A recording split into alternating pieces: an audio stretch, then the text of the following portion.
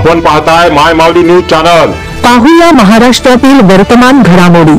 बीड जिल्ह्याच्या परळी शहरात दिनांक 29 सप्टेंबर 2025 रोजी रात्री आदरणीय सुजातदादा आंबेडकर यांची भव्य यलगार सभा तुफान गाजली। दरम्यान या भव्य यलगार महासभेत प्रमुख मार्गदर्शक आदरणीय सुजातदादा आंबेडकर, माननीय प्राध्यापक किसनराव चव्हाण, राज्य उपाध्यक्ष माननीय फारुख साब अहमद, राज्य उपाध्यक्ष सविताताई मुंडे, कार्यक्रमाचे अध्यक्ष माननीय मिलिंद घारगे यांचा यावेळी संयोजकाच्या वतीने शाल, श्रीफळ व पुष्पगुच्छ देऊन सत्कार करण्यात आला।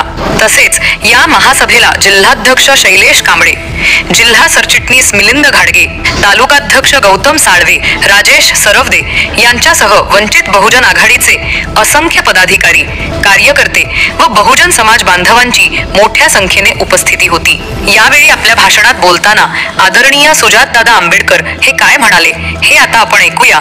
माय माऊली न्यूज चॅनलसाठी श्रीराम हनवते, तालुका प्रतिनिधी, परळी, जिल्हा बीड। जे कोणत्याही प्रस्थापित नेत्याच्या मागे उभे नाहीत, जे जरांगे पाटील साहेबांच्या मागे उभे आहेत, त्या युवांना मला 2-3 प्रश्न विचारायचे आणि त्यांच्याशी एक छोटासा संवाद साधायचा की मित्रांनो, आपण परिस्थिती समजून घ्या। आपण कोणत्या परिस्थितीमध्ये कसे कोणामुळे अडकलोय ह्याचा एकदा तपास करून घ्या आणि आपली भूमिका काय असते आणि आपण भाष्य काय करतो ह्याच्यावर पण एकदा विचार करा। आता आपण मुंबईचं जर आरक्षण बघितलं, मुंबईचे जर आपण आत्ताची जरांगे पाटील साहेबांचं जे आंदोलन झालं त्यातले आपण फुटेजेस आणि फोटो बघितले तर त्याच्यामध्ये काही प्रामुख्याचे बोर्ड होते जे मला आपल्या समोर मांडायचे। एक पोरगा बोर्ड पकडून उभा होता की महाराष्ट्राचा 7-12 आमच्या बापाच्या नावावर, आम्हाला आरक्षण मिळवण्यापासून कोण थांबवणार। दुसरा अजून पोरगा बोर्ड पकडून उभा होता की आमची बरोबरी करायला तुमच्या 7 पिढ्या जातील। आता मित्रा, तू सोपा विचार कर, तू फक्त विचार कर, जर 7-12 तुमच्या बापावर असेल अख्ख्या राज्याचा आणि तुमची बरोबरी करायला 7 पिढ्या जाणार असतील तर तुम्ही कोणत्या तोंडाने आरक्षण मागता ह्याचा विचार करा ना। पण ऐका, मुद्दा समजून घ्या, या तरुणांना, या युवकांना त्यांच्याच समाजाच्या नेत्यांनी फसवलंय, भरकटवलंय। ही परिस्थिती आपण सर्वांनी समजून घेतली पाहिजे।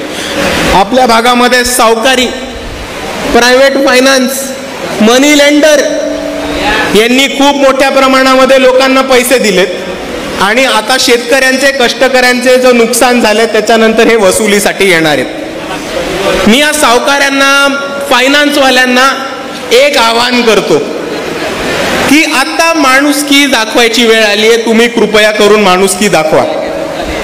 पूरग्रस्तांची हालत खराब झालेली आहे, अतिवृष्टीची परिस्थिती आहे, लोकांचं बऱ्याच मोठ्या प्रमाणामध्ये आर्थिक नुकसान झालेलं आहे आणि ह्या परिस्थितीमध्ये फायनान्सवाल्यांनी आणि सावकारांनी वसुली करताना किंवा वसुली थांबवावी आणि ह्या लोकांचं पूर्ण कर्ज माफी करावी असं मी त्यांना सांगतो। आणि आतापर्यंत केलेलं हे आव्हान होतं, याच्या पुढे धमकी समजायची असेल तर धमकी समजा, पण जर हे फायनान्सवाले, सावकार या परिस्थितीमध्ये आपल्या गावामध्ये घुसले वसुली करायला तर ते गावाच्या बाहेर पडणार नाहीत एवढं मी तुम्हाला नक्की सांगतो।